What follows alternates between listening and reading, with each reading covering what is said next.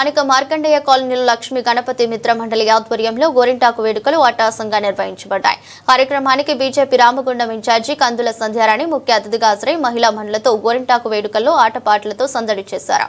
వర్షాకాలం ప్రారంభానికి సూచికగా జరిగే ఈ వేడుకలు మహిళల అర్ధనారీశ్వర తత్వాన్ని ప్రతిబింబిస్తూ సంప్రదాయ పద్ధతులను, సామాజిక విలువలను ముందుకు తీసుకెళ్లడానికి ఈ కార్యక్రమం దోహదపడుతుందని నిర్వాహకులు తెలిపారు. ఈ సందర్భంగా కందుల సంధ్యారాణి మాట్లాడుతూ మన భారతీయ సంస్కృతిలో ప్రతి పండుగ ఒక ప్రత్యేకతను కలిగి ఉంటుందన్నారు. గోరింటాకు పండుగ అనేది తరతరాలుగా వస్తున్న ఒక సంప్రదాయ ఆచారం అని తెలిపారు. ఆషాఢ మాసంలో మహిళలు గోరింటాకు పెట్టుకోవడం ఒక ఆనవాయితీ వస్తుందన్నారు. గోరింటాకు స్త్రీలకు సహజమైన అలంకరణలా ఉపయోగపడడంతో పాటు ఇది చేతులు, కాళ్లకు ఎరుపు రంగును ఇస్తుందన్నారు. దీనితో మహిళలు మరింత అందంగా కనిపిస్తారని అన్నారు. గోరింటాకు చర్మానికి చల్లదనాన్ని ఇవ్వడమే కాకుండా కొన్ని ఆరోగ్య సమస్యలను కూడా దూరం చేస్తుందని తెలిపారు. ఇటువంటి కార్యక్రమాలు పాత తరం నుండి కొత్త తరం వరకు మన సంప్రదాయాలను బతికించేందుకు దోహదపడతాయన్నారు. కార్యక్రమంలో వీణా, సత్య, వినోద, స్వాతి, శ్రీదేవి, పద్మ, రాధిక, ప్రభ, రాజ్యలక్ష్మి, సంధ్య, శ్రీలత, రమ్య, సౌజన్య తదితరులు పాల్గొన్నారు.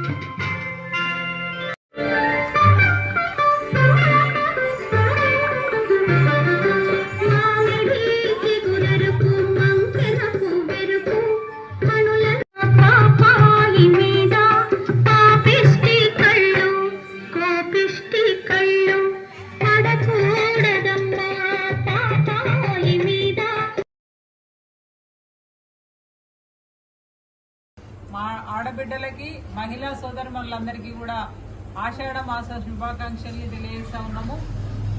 లక్ష్మీ గణపతి మిత్ర మండలి ఆధ్వర్యంలో మన దేశ సంస్కృతి, మన సనాతన ధర్మం ఉట్టిపడేటటువంటి విధంగా ఆషాఢ మాసంలో ప్రతి ఏడాది కూడా అద్భుతంగా గోరింటాకు వేడుకల్ని మా ఆడబిడ్డలంతా కూడా ఈ కాలనీకి సంబంధించినటువంటి ఆడబిడ్డలందరూ ఐక్యతతోటి కలిసి ఈ వేడుకల్ని నిర్వహించుకుంటూ ఉంటారు.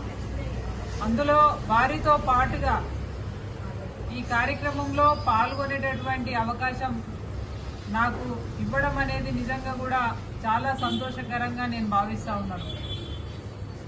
ఎప్పుడు పెద్దవాళ్ళు చెప్తూ ఉంటారు, మనకి పురాణాల్లో చూసుకున్నా, ప్రస్తుతం చూసుకున్నా, స్త్రీలు ఎక్కడైతే పూజింపబడతారో, స్త్రీలు ఎక్కడైతే సంతోషంగా ఉంటారో అక్కడ దేవతలు కొలువై ఉంటారని చెప్పి భావిస్తూ ఉంటాము మనమంతా.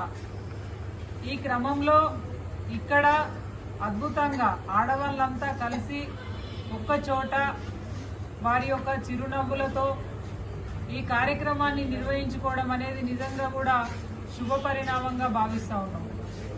ముఖ్యంగా ఈ మాసం ఆషాఢ మాసం నుండి ఏకాదశి నుండి ప్రారంభమై మన హిందువులకు సంబంధించి ఏకాదశి నుండి ఆషాఢ మాసం, శ్రావణ మాసం, ఆ తర్వాత వినాయక నవరాత్రులు, తర్వాత దుర్గా నవరాత్రులు, దీపావళి, తర్వాత కార్తీక మాసం, ఇట్లా మనకు ఈ 6వ నెల నుంచి మొదలు పెడితే 12వ నెల వరకు కూడా ఈ 6 నెలలు ప్రతి ఒక్కరూ అన్ని కుటుంబాల్లో హిందువులు ప్రత్యేక పూజా కార్యక్రమాలతోటి ఎంతో సందడిగా ఉండేటువంటి ఈ 6 నెలలు కూడా హిందూ సంస్కృతి ఉట్టిపడేటటువంటి విధంగా పండుగల్ని జరుపుకుంటూ ఉంటాము.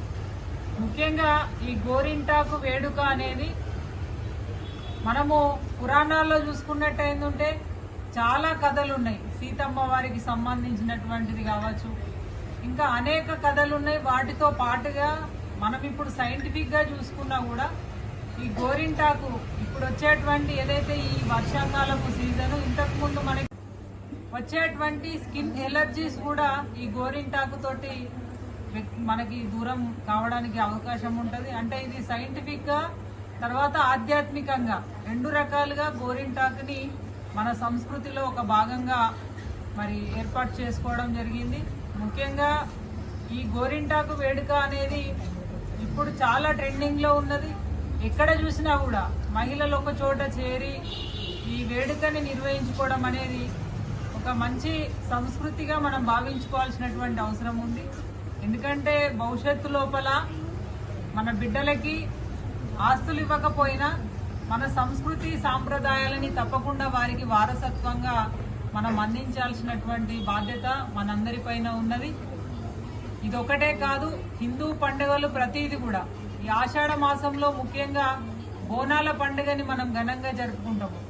అంటే మనము హిందువులుగా ప్రతిదీ కూడా ప్రతి దాంట్లో ఒక ఆధ్యాత్మికతని మనము కొలుసుకుంటా ఉంటాము. అది రాయిలో కావచ్చు, చెట్టులో కావచ్చు, ఆకులో కావచ్చు, భూమిని, ఇట్లా పంచభూతాలని కూడా మనం దేవుడిగా కొలిచేటువంటి సంస్కృతి ఎక్కడన్నా ఉన్నదంటే ఈ మన భారతదేశంలోనే.